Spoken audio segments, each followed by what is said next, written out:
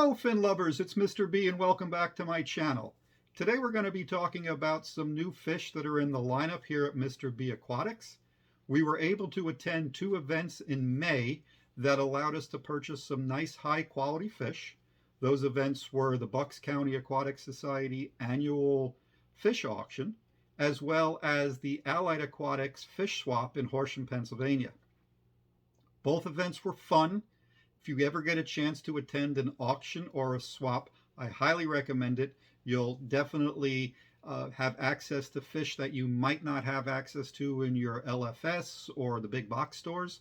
And just sitting around talking to people who enjoy this hobby as much as you do, it's going to be a fun time. So without further ado, let's get into what's new in Mr. B Aquatics. See you on the flip side. Okay, fin lovers, first up we have a nice group of threadfin rainbow fish. If you've been watching my channel for a while, you know I do like my rainbow fish, especially the pseudomagills.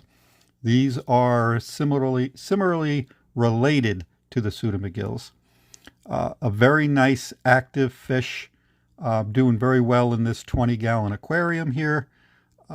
I do see a lot of displays being put on by quite a few of the threadfins. I have 6.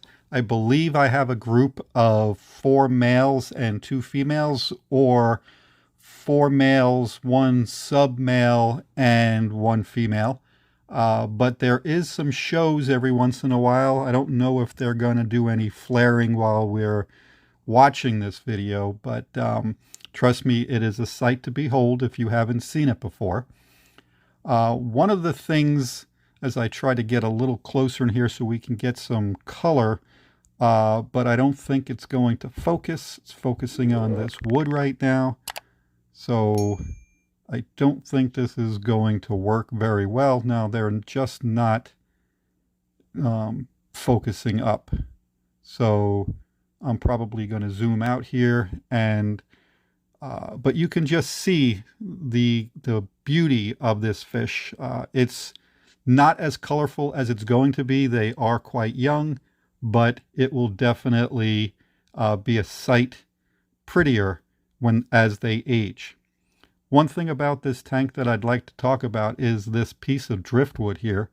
I really enjoy this piece. I think it sets the tank off very nicely.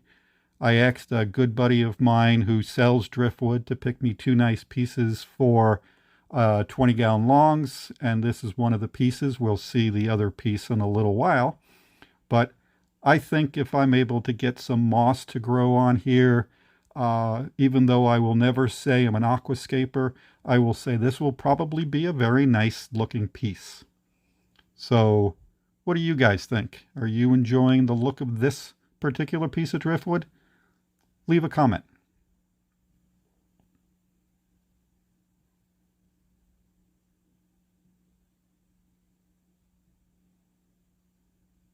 And we're ready to go to our next little denizens.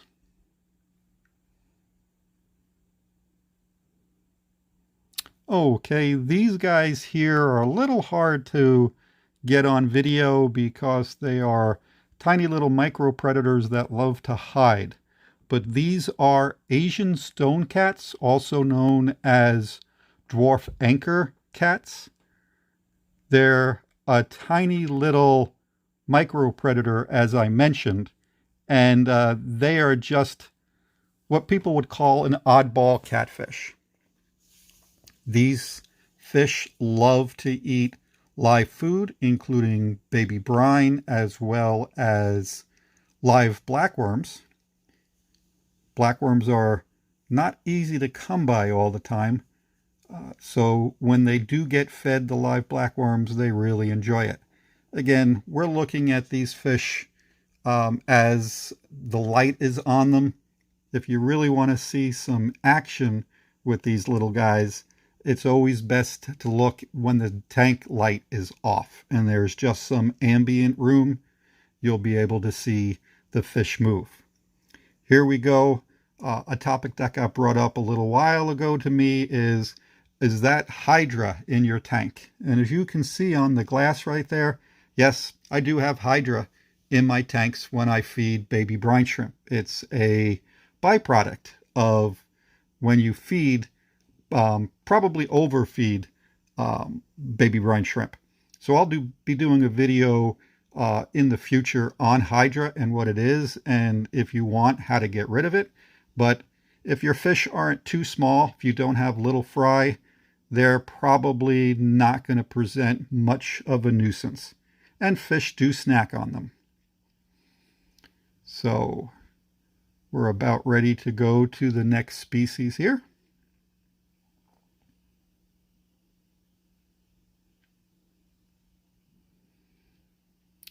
This is another Cory species that I brought in.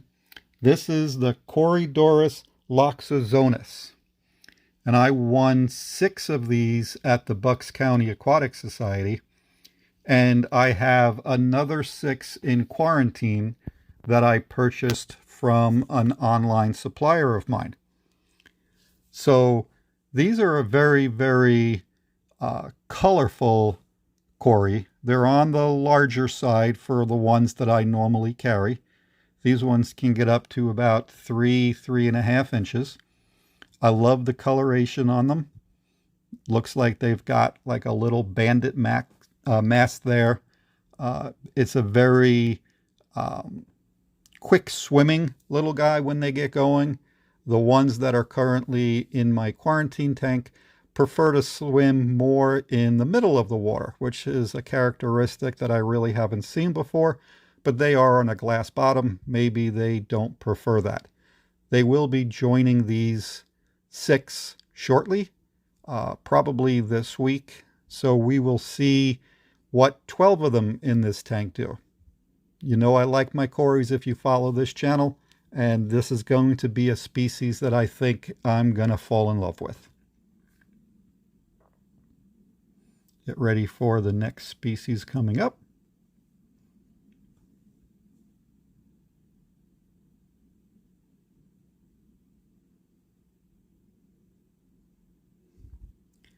Okay, these I looked for a while, and I was finally able to get my hands on 6 of them. They're 3 pairs of Longfin super red bristlenose. Currently in my bristlenose family, I have snow whites and I have green dragons. These are a species that I've been looking to get my hands on, but they're not always common. They're not rare by any stretch of the imagination, but it's not always common to see them for sale. So my hope is to take these 3 and produce a continuous stream of them so I can keep them coming into the hobby in my area. And who knows, maybe one of you watching this is going to buy some from me someday. We'll see. They're settling really nicely. I just moved them out of quarantine into this tank.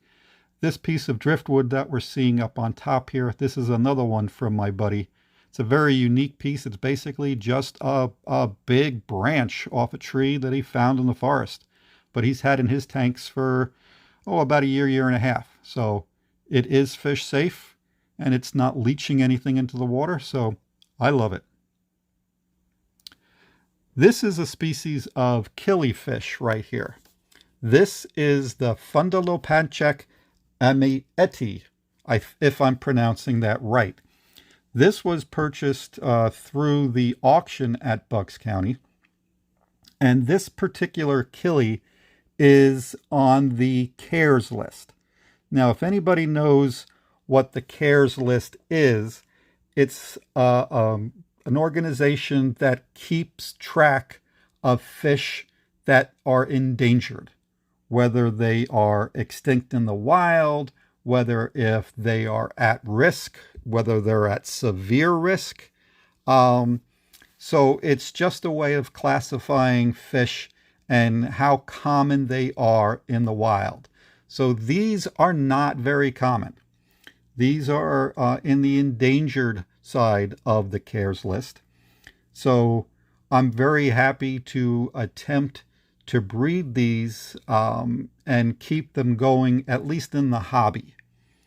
This particular pair just came out of quarantine, so they haven't truly gotten all their color back, but the male here is outstanding. I just think the colors on him really pop. The picture here probably really isn't doing it so much justice as well.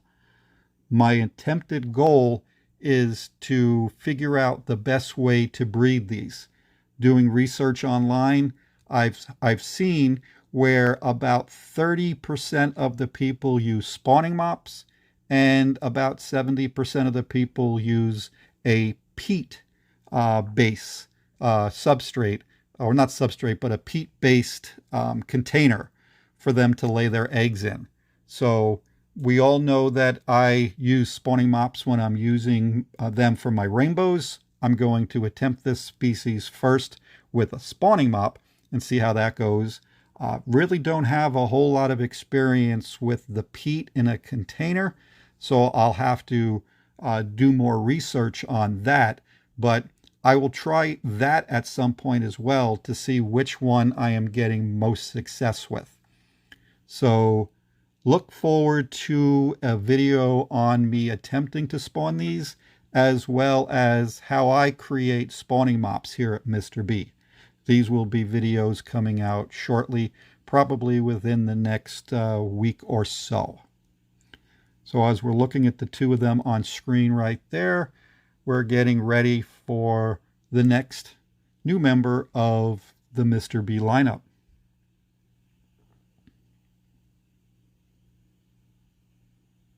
Just a gorgeous fish.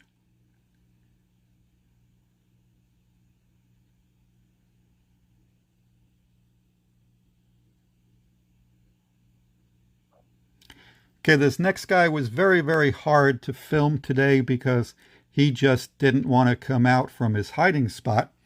But that is a hairy puffer, and his name is Harry, and Harry is the new mascot here at Mr. B Aquatics. Harry is a little different than some of the other puffers out there in that he doesn't eat snails, he doesn't eat clams, he doesn't do any of that stuff because his teeth are not sharp enough to go through the shells of either one of those two food sources. So Harry right now lives his life eating ghost shrimp, pardon me for that, ghost shrimp, as well as live bloodworms. So I am trying to get him over to eating red wigglers. I did purchase some red wigglers for him, and I'm going to try to do some feeding with him. I will be doing a species spotlight, so look for that. And as we start to wind up this video, I appreciate everybody who's been watching my videos and signing up. It's a very enjoyable experience when people seem to be having a good time with these videos. So look for more in the future. Until then, we'll see you soon. Bye-bye, fin lovers.